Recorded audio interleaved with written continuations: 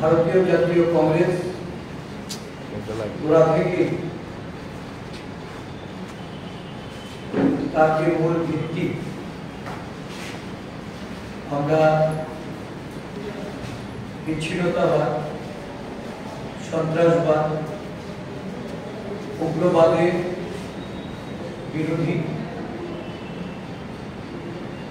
এবং দেশ পরিচালনার ক্ষেত্রে এই নীতিতে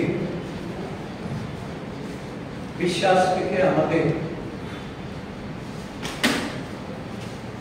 বহু ত্যাগ প্রতীক্ষার সম্মুখীন হতে হয়েছে। আমরা মহাত্মা গান্ধীকে হারিয়েছি, আমরা ইন্দিরা গান্ধীকে হারিয়েছি, আমরা রাজীব গান্ধীকে হারিয়েছি। সন্ত্রাসবাদ, বিচ্ছিন্নতাবাদের, উগ্রবাদের বিরুদ্ধে লড়াই করতে গিয়ে আমাদের এই তিনজন মহান নেতা সহ বহু কংগ্রেস দলের নেতা কর্মীদের তাদের আত্মহত্যা দিতে হয়েছে, তাদের সন্ত্রাসবাদী উগ্রবাদীদের হাতে তারা প্রাণ বিসর্জন দিয়েছে। আমরা বিশ্বাস করি যে উগ্রবাদ পরিহার করে শান্তি সম্প্রীতির পথে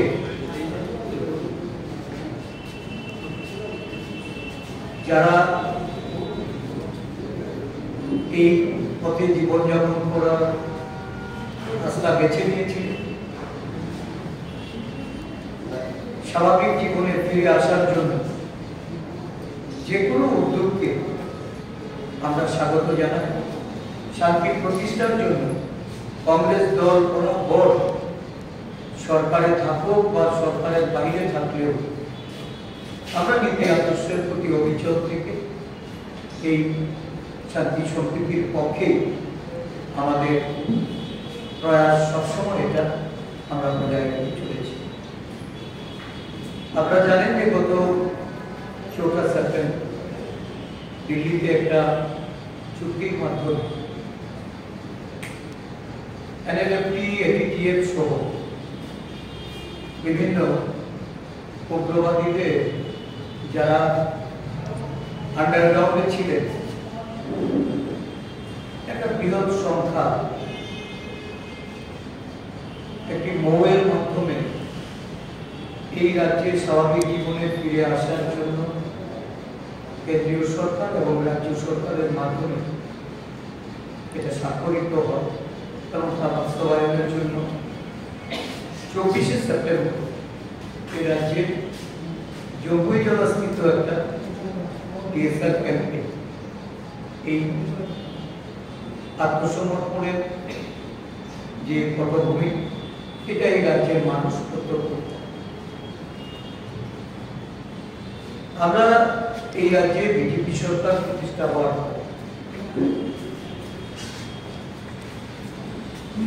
তৎকালীন মুখ্যমন্ত্রী বিপ্লব কুমার দেব, যিনি একসময় ঘোষণা দিয়ে বলেছিলেন এই রাজ্যে উগ্রপন্থী বা উগ্রপন্থা দমন কোন কার্যকলাপ এগুলি সম্পূর্ণরূপে এটা নিশ্চিহ্ন হবে। এই রাজ্যে উগ্রপন্থীরা অবশিষ্ট নেই এবং এটা বর্তমান যে মুখ্যমন্ত্রী অকপটে উনিও এটা স্বীকার করেন বা তৎকালীন সময়ে শাসক দল বা অন্য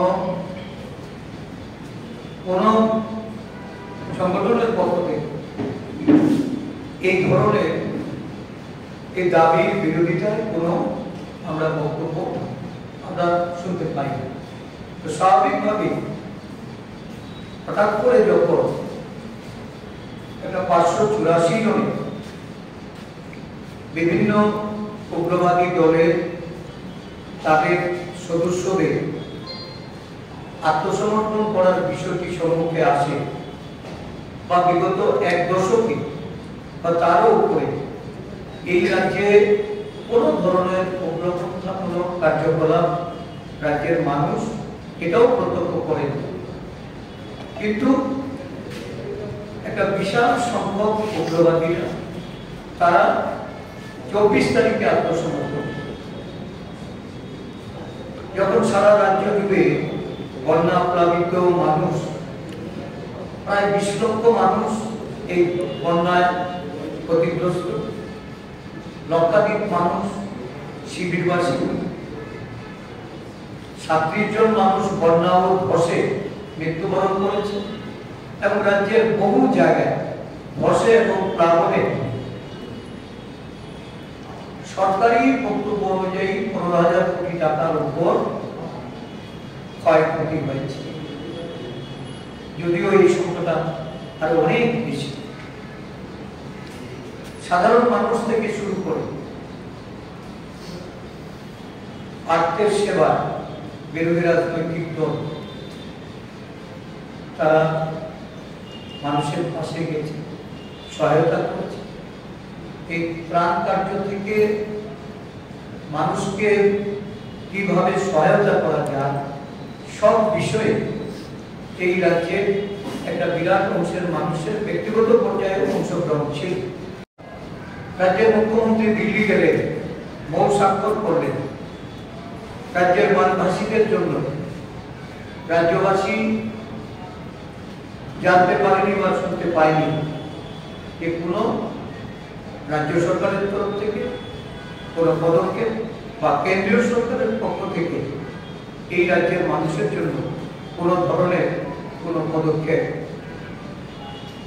আমরা লক্ষ্য করলাম যে যারা সারেন্ডার করে সংখ্যা অনুযায়ী সেখানে বর্তমানে বিভিন্ন উগ্রবাদী সংগঠনগুলি তারা যে ধরনের আধুনিক অস্ত্র ব্যবহার করে অস্ত্রশস্ত্র যে জমা করেছে, বলা চলে যে সংখ্যা অনুপাতে সেখানে অস্ত্রশস্ত্রের ধরন এ নিয়ে জনমনে প্রশ্ন উঠছে। উগ্রপন্থী কার্যকলাপে যদি যুক্ত থাকে তাহলে আরেকটা প্রশাসন বা পুলিশের রেকর্ডে তাদের মধ্যে কতজনের বিরুদ্ধে সুনির্দিষ্ট মামলা ছিল বা কি ধরনের উগ্রপন্থা কার্যকলাপের সঙ্গে তারা যুক্ত ছিলেন এটা কেউ জানতে পারে। এত বড় একটা প্যাকেজ যখন রাজ্যবাসী প্রয়োজন, ক্ষতিগ্রস্ত মানুষের জন্য কেন্দ্রীয় অর্থ প্রদান, রাজ্য সরকারের তরফ থেকে এর জন্য ইনিশিয়েটিভ নিয়ে জাতীয় বিপর্যয় ঘোষণা, কিন্তু সেটা বেমালুম ভুলে এই ধরনের উগ্রবাদীদের জাতীয় জীবনে ফিরিয়ে আনার জন্য মুখ্যমন্ত্রীর এই যে ভূমিকা, এই ভূমিকা নিয়ে আজকে বিরোধী রাজনৈতিক দল হিসাবে আমরা রাজ্য সরকারের তরফ থেকে যারা এই আত্মসমর্পণে যুক্ত বা তাদের উগ্রপন্থার যে দিনগুলিতে যে ভূমিকা, এই সম্পর্কিত ব্যাপারে আমরা বিশদভাবে জানতে চাই। রাজ্য সরকারের তরফ থেকে একটা শ্বেতপত্র প্রকাশ করে এটা পরিষ্কার করা, বিভিন্ন সময়ে উগ্রপন্থার কারণে জাতি উপজাতি বিভিন্ন অংশের মানুষ যারা উদ্বাস্ত হয়েছে, বাস্তুচ্যুত হয়েছে, নানা জায়গা থেকে যাদেরকে বাড়ি ঘর বিষয় সম্পত্তি সমস্ত পেশাগত তাদের যে কাজের সঙ্গে তারা যুক্ত ছিলেন সেগুলি ফেলে যারা চলে এসছে বিভিন্ন জায়গায় আজকে বিক্ষিপ্তভাবে তারা দারিদ্রতার সঙ্গে লড়াই করে জীবনযাপন করছেন। আজকে সেই সমস্ত ব্যক্তিগুলি তারা বিভিন্ন সময়ে আন্দোলন করে, তারা মুখ্যমন্ত্রী সমীপে এসে তাদের দুর্দশার কথা তুলে ধরলেও তাদের সম্পর্কে কেন কেন্দ্রীয় সরকার বা রাজ্য সরকারের পক্ষ থেকে কোনো পদক্ষেপ নেই? কেন তাদের জন্য কোনো প্যাকেজ ঘোষণা হয় না? কেন ওই মানুষগুলিকে পুনর্বাসনের জন্য রাজ্য সরকার কোনো পদক্ষেপ গ্রহণ করবেন? আমরা জাতীয় কংগ্রেস দলের ত্রিপুরা শাখার পক্ষ থেকে আমরা দাবি জানাচ্ছি অবিলম্বে এই উদ্বাস্ত পরিবার যারা কয়েক দশক ধরে রাজ্যের বিভিন্ন জায়গায় বসবাস করছে, যাদের জমি জমা বাড়ি ঘর থাকা সত্ত্বেও উদ্বাস্ত হওয়ার কারণে, তারা বাড়ি ঘর ফেলে চলে আসার কারণে তাদের প্রভূত ক্ষতি হয়েছে, তাদেরকে পুনর্বাসন দেওয়ার ব্যবস্থা করা হোক। তাদেরকেও অনুরূপ প্যাকেজ এর মাধ্যমে তাদের ক্ষয়ক্ষতি নিরূপণ করে তাদেরকে আর্থিক সহায়তা প্রদান করা। এটা আমাদের দলের পক্ষ থেকে আমরা এই দাবি জানাচ্ছি। সরকার অবিলম্বে শ্বেতপত্র প্রকাশ করুক। সরকার এই বিষয়ে উদ্বাস্তুদের তাদের স্থায়ী বাসস্থানে, তাদের আর্থিক প্যাকেজের মাধ্যমে অর্থনৈতিকভাবে তাদেরকে যেন সহায়তা প্রদান করে। ঘটনার পরিপ্রেক্ষিতে একটা অসন্তোষ ও জাতি উপজাতি উভয় অংশের মানুষের মধ্যে এটা আজকে আমরা অনুভব করছি। বহু মানুষ উপজাতিদের উন্নয়নের জন্য যেখানে কেন্দ্রীয় সরকার কোনো পদক্ষেপ গ্রহণ করেন না, শুধুমাত্র রাজনৈতিক মুনাফার, রাজনৈতিক লাভালাভের কথা মাথায় রেখে নির্বাচনের প্রাক্কালে নানা ধরনের লোভনীয় ঘোষণার মাধ্যমে আদিবাসী সমাজকে যারা ডিপ্রাইভ করে চলেছে, আজকে আদিবাসী সমাজ ধীরে ধীরে তারা বুঝতে পেরেছে যে এই সরকার আসলে, তারা উত্তর পূর্বাঞ্চলের অষ্টলক্ষ্মীর কথা বলে, তারা উত্তর পূর্বাঞ্চলের পূর্বোদয়ের কথা বলে, আর ত্রিপুরা রাজ্যে যখন বন্যাতে 20 লক্ষ মানুষের মধ্যে একটা বিরাট অংশের আদিবাসী মানুষ ক্ষতিগ্রস্ত হয়েছে, 37 জনের মধ্যে 20 জন এই বন্যা এবং ধসে আদিবাসী সমাজের মানুষ নিহত হয়েছে। এই বিরাট অংশের ক্ষয়ক্ষতি সত্ত্বেও আদিবাসীদের উন্নয়নে বা এই রাজ্যের বন্যা পীড়িত মানুষের উন্নয়নে কেন্দ্রীয় সরকার কোনো ধরনের একটি পয়সাও কেন্দ্রীয় সরকার এই রাজ্যের মানুষের জন্য তারা ব্যয় করেনি বা কোনো ধরনের প্যাকেজের ঘোষণা করেনি।